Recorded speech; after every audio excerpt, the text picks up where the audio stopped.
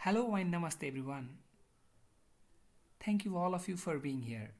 हजुरहरूलाई अल्फाटेट्सको machine learning tutorial सिरिजमा स्वागत छ। आज हामी मसिन लर्निङको टाइप्सहरूको बारेमा हेर्नेछौँ। जनरली मसिन लर्निङको तीनवटा टाइप्सहरू छन्। एउटा सुपरभाइज्ड लर्निङ, अर्को अनसुपरभाइज्ड लर्निङ र अर्को रिइन्फोर्समेन्ट लर्निङ।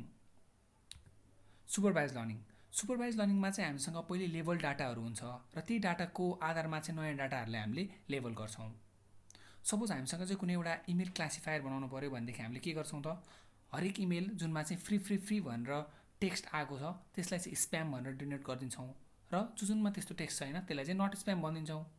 त्यसकै आधारमा चाहिँ हामीले के गर्छौँ त, एउटा नयाँ मोडल बनाउँछौँ र त्यो मोडलले के गर्छ त, अब नयाँ आएको टेक्स्टमा, नयाँ आएको इमेलमा चेक गर्छ कि फ्री भनेर टेक्स्ट छ कि छैन। यदि छ भने त्यसलाई स्प्याम भनेर लेबल गरिदिन्छ र छैन भने नट स्प्याम भनेर लेबल गरिदिन्छ। सुपरभाइज्ड लर्निङको अरू अल्गोरिदमहरू छन् like naive Bayes, decision tree, linear regression, neural networks etcetera. यिनीहरू सबै अल्गोरिदमको बारेमा हामी पछि पढ्नेछौँ। अर्को टाइप्स अफ मसिन लर्निङ छ अनसुपरभाइज्ड लर्निङ। यसमा चाहिँ हामीसँग अनलेबल डाटाहरू हुन्छ र त्यो डाटाको आधारमा चाहिँ हामीले प्याटर्न्सहरू अथवा रिलेसनसिपहरू थाहा पाएर तिनीहरूबाट चाहिँ सिमिलर फिचर भएको डाटाहरूलाई चाहिँ क्लस्टर अथवा ग्रुप गरिन्छ। यसले चाहिँ अटोमेटिकली हामीले कुनै अल्गोरिदममा हाल्दियो भने त्यो अल्गोरिदमको आधारमा चाहिँ त्यो अल्गोरिदमले चाहिँ तिनीहरू डाटाको आधारमा दुईवटा डाटाको बिचमा के सिमिलरिटी छ अथवा के रिलेसनसिप छ त्यो थाहा पाएर तिनीहरूलाई क्लस्टर गरिदिन्छ। सपोज हामीसँग चाहिँ इमेज छ एप्पल र म्याङ्गोको भनेदेखि त्यसले चाहिँ त्यो इमेजमा भएको फिचरहरू क्याप्चर गर्छ, एप्पलमा भएको र म्याङ्गोमा भएको, र त्यहाँ भएको इमेजेसहरूबाट चाहिँ उसले एप्पलको इमेज कुन हो र म्याङ्गोको इमेज कुन हो भनेर ग्रुपिङ गरिदिन्छ। यसमा के मिन्स, पिसिए, एसपिडी जस्तो अल्गोरिदमहरू पर्छ।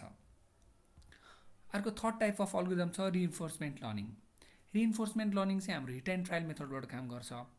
यसमा चाहिँ हामीले के गर्छौँ त, यदि करेक्ट एन्सर गर्यो भने रिवार्ड गर्छौँ र रङ एन्सर गर्यो भने पेनलाइज गर्छौँ। त्यही बेसिसमा चाहिँ उसले पोजिटिभ पोइन्ट पाएअनुसार चाहिँ मोडल ट्रेन हुँदै बस्छ। सपोज हामीले घरमा कुकुर ल्यायौँ भने के गर्छौँ, हात दिनलाई हामीले ट्रेन गर्छौँ नि, हात दिएन भने हामीले त्यसलाई पिट्छौँ, त्यसपछि हात दियो भने हामीले त्यसलाई अथवा खानेकुराहरू दिन्छौँ। त्योपछि के गर्छ त कुकुरले, हामीले हात माग्दाखेरि हात दिन्छ, त्यो अनुसार ऊ ट्रेन हुन्छ। त्यस्तै गरी यो मोडल पनि त्यसरी नै काम गर्छ।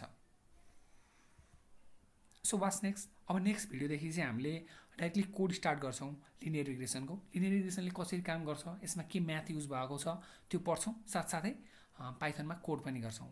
त्यति बेलासम्मको लागि please subscribe us. Thank you for watching.